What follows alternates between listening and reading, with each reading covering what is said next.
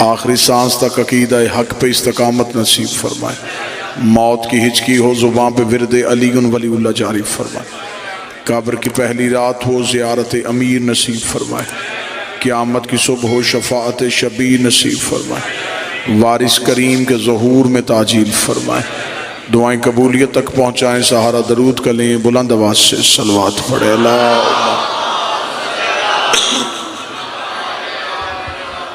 اجازت ہے ذکر شروع کیا جا سکے۔ اللہ کا کام ہے دین بنانا، نبی کا کام ہے دین پہنچانا، اور امام کا کام ہے دین بچانا۔ دین اللہ بناتا ہے، پہنچاتا اس کا رسول ہے، بچاتا اس کا امام ہے۔ دین بھی اللہ بناتا ہے، نبی بھی اللہ بناتا ہے، امام بھی اللہ بناتا ہے۔ بندوں کا بنایا دین بھی ٹھیک نہیں ہوتا، بندوں کا بنایا نبی بھی ٹھیک نہیں ہوتا، تو بندوں کا بنایا امام بھی ٹھیک نہیں ہوتا۔ بندوں کے بنائے دین میں بھی غلطی، بندوں کے بنائے نبی میں بھی غلطی، بندوں کے بنائے امام میں بھی غلطی۔ مذہب اسلام کے فرقوں میں سے ایک فرقہ نہیں بلکہ مذہب اسلام میں مذہب جعفریہ، اسلام ہی کو شیعہ کہتے ہیں، شیعہ ہی کو اسلام کہتے ہیں۔ میں اسے اسلام کا فرقہ نہیں کہوں گا، یہ مذہب ہے جو نبی کے دور سے زندہ تھا اور اب تک زندہ چلا رہا ہے۔ میں ملت تشیع کی ترجمانی کرتے ہوئے ببانگ دوحل منبر سے یہ اعلان کروں گا، مسجد سے لے کے خانہ کعبہ کے صحن تک ہم دیوار کعبہ پہ ہاتھ رکھ کے اعلان کرنے کے لیے تیار ہیں، ہم نے 12 مانے ہیں، بنائے نہیں ہیں۔ بادشاہ حسین عزت عطا فرمائے۔ ہم نے جنہیں ماننا ہے، ہم نے انہیں ماننا ہے، ہم نے انہیں بنایا نہیں۔ ہمارے 12 ائمہ میں سے ایک بھی ہمارا بنایا ہوا نہیں، بنائے اللہ نے، ہاں ہم نے صرف مانے۔ دین میں امام کی ضرورت بڑی ہے، دین میں امام کی اہمیت بڑی ہے۔ وجہ کیا ہے؟ میں وجہ پڑھ دیتا ہوں۔ اللہ قرآن میں ہمیں کہتا ہے نماز پڑھو، میرے مالک کیسے؟ فرمایا جیسے میرا نبی پڑھتا تھا۔ متوجہ صاحبان ہیں مکمل؟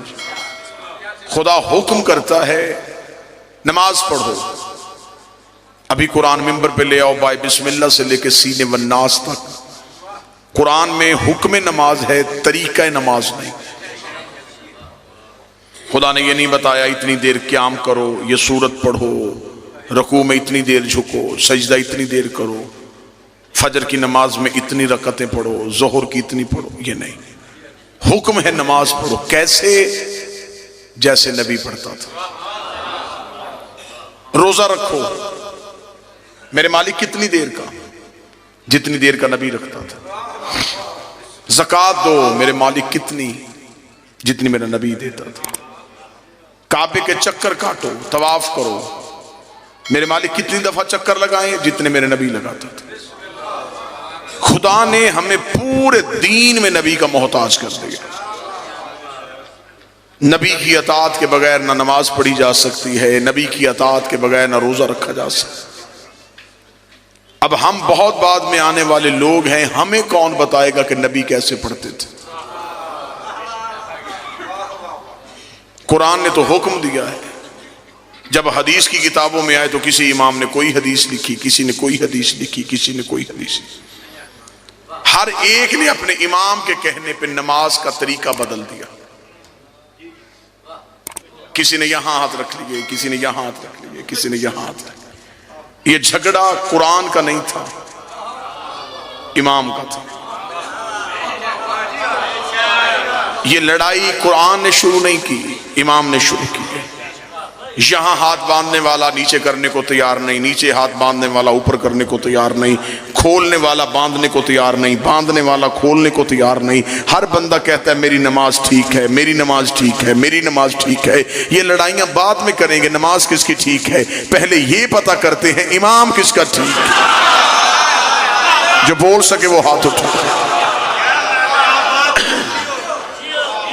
پہلے یہ طے کرتے ہیں کہ امام کس کا ٹھیک ہے۔ جس کا امام ٹھیک اس کی نماز ٹھیک۔ بسم اللہ صاحب، جس کا امام ٹھیک اس کا روزہ ٹھیک، کیونکہ امام معیار ہے عبادت کا۔ جنگ صفین اویس کرنی نے اپنے نوکر سے کہا مجھے وضو کے لیے پانی دے. وضو کا برتن نوکر کے ہاتھ میں تھا، یا ادھر سے جنگ کا تبل بچ گیا. وہی اویس جس نے کہا تھا مجھے وضو کا پانی دے، اسی اویس کی آواز ہے جلدی کر، گھوڑے پہ زین رکھ. اسے کہا حضور کدھر؟ فرمایا جنگ کے لیے. سرکار مسلح بھی شاہ کے آیا ہوں. فرمایا شرم نہیں آ رہی؟ نماز تو جنگ کے لیے جا رہے ہیں. اسے خبر تھی میں امام کو چھوڑ کے عبادت کروں گا تو اللہ عبادت کو قبول ہی نہیں کرے.